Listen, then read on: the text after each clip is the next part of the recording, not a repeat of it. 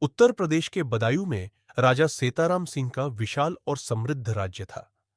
राजा के 100 पुत्र थे, लेकिन उनके पांचवें पुत्र राव सिंहा जी का जन्म उनके जीवन का सबसे विवादास्पद और चौंकाने वाला क्षण बन गया। जब बालक का जन्म हुआ, तो राजा ने परंपरा के अनुसार दासी को आदेश दिया कि वह बालक का सही जन्म समय दर्ज करे। लेकिन दासी भयभीत और घबराई हुई थी। उसकी भूल से गलत समय दर्ज हो गया। राजा ने ज्योतिषी को बुलवाया। भविष्यवाणी सुनकर दरबार में सन्नाटा छा गया। यह बालक अपने पिता की मृत्यु का कारण बनेगा। राजा क्रोध से भर उठे। अपने राज्य और जीवन की रक्षा के लिए उन्होंने तुरंत जल्लाद को आदेश दिया, इस बालक को मार डालो।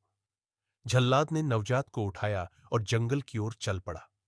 जब वह हत्या करने का प्रयास कर रहा था, तो उसे बालक की मासूमियत ने रोक लिया।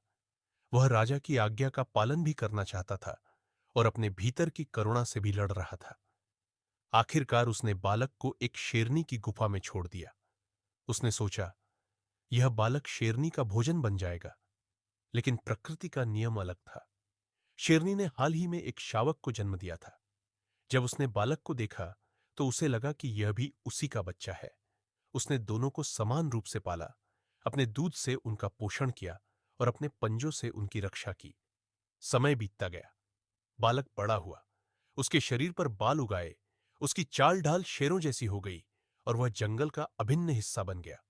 वह शेरों के साथ शिकार करता और उनकी तरह